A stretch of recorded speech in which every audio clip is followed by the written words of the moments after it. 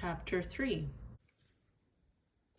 Ellie's dad sells pots in Saskatchewan. Draw the Saskatchewan map in your notebook and label the 3 cities where Ellie's dad works and connect the dots of the cities to make a triangle. Grandma and Uncle Roger live in Weybolt. This is an invented name.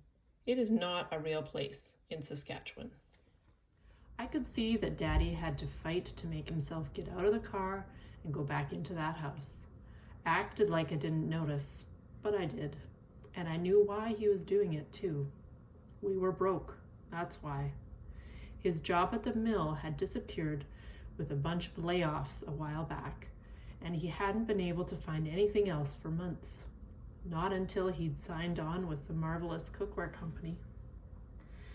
It was temporary, he'd told me, just until the harvest when the mill would go back to full operation.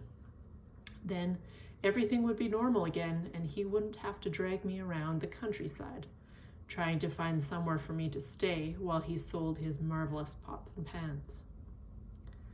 In the meantime, a meal wasn't something we could afford to turn down. We'd been living off jam sandwiches wrapped in wax paper since we left home, and even they were just about gone. What little money we had was needed for gas, so Daddy could drive around and sell Marvelous Cookware and get us back on our feet. So we went inside and Daddy told Grandma that we were much obliged to her. We washed our hands real good to get the dust off and waited quietly until Grandma called us to the table. I was reaching for the glass of water in front of my plate when I felt a sharp slap on my hand. In this house, Grandma told me, we ask the good Lord to bless our food before we eat. Yes, ma'am, I said. I'm sorry. The sight and smell of the food, boiled potatoes, beets, and pork hocks, was making my mouth water, but I bowed my head obediently. Grandma said grace, but after that she was silent for the rest of the meal. She didn't speak or look up from her plate. You'd have thought that food was the most fascinating thing in the world, the way she studied it. Uncle Roger just plain ignored her, talking about the weather and this and that, and acting like everything was perfectly normal. Got yourself an Oldsmobile, I see, Uncle Roger said to Daddy at one point. A 48 Futuramatic, Daddy agreed. Got a real deal on this beauty. What year's your Ford?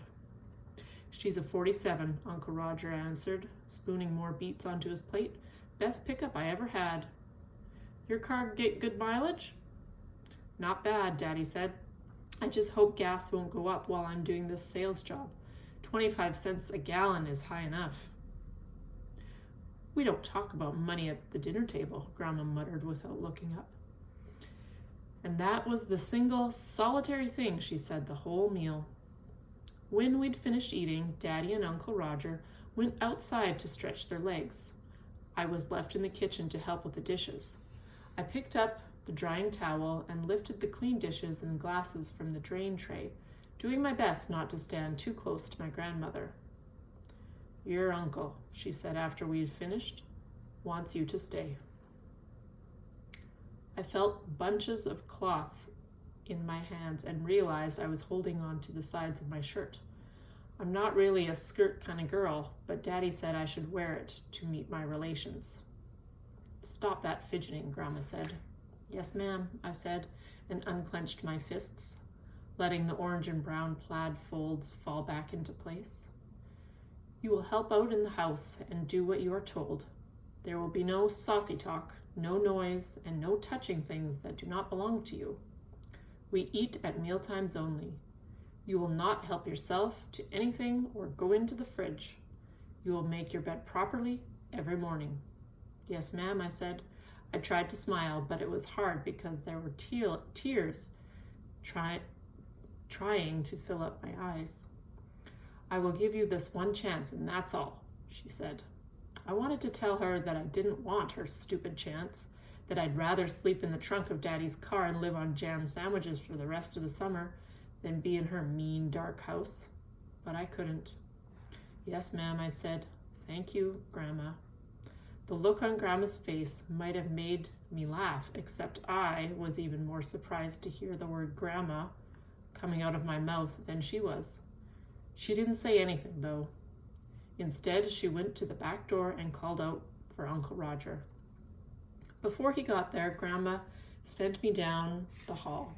I wasn't sure where to go when I got to the end, so I just stood off to the side, out of sight. It wasn't on purpose, but it turned out that I could hear their conversation pretty clearly from there. "I think this is a mistake," Grandma told Uncle Roger, "but since you're so set on it, I've decided to let the child stay." "I'm glad," Uncle Roger said. "She's Maggie's child, Ma. We owe it to her." "We owe nothing." "Well, it'll be nice anyway, having a little one around," Grandma said. "I know one thing. I raised my family without shoving my children off on anyone else. An old woman needs her peace." I was hoping Daddy would stay at Grandma's too, at least for the first night, but he didn't. He said he was too restless to sleep, and he meant to drive right through the night, clear across Saskatchewan to his territory. I asked him to show it to me, even though he'd already done that twice before. Daddy took out the map and unfolded it on the hood of the car. "Now, where's Saskatchewan?" he asked. I pointed to it, and he nodded. "My territory is this triangle of land right here, smack dab on the Alberta border," he said, tracing his finger from Battleford to Meadow Lake to Lloydminster. "But what if you get lost there?" I asked. "No need to worry about that," Daddy said. "I'll have my map with me the whole time. Now you be a good girl and listen to your grandma while I'm gone. Do what she tells you, and I'll be back for you as soon as I can." I said goodbye, and I didn't even cry, but he was still right there in front of me then. Just saying words like goodbye isn't the same as seeing a car drive away.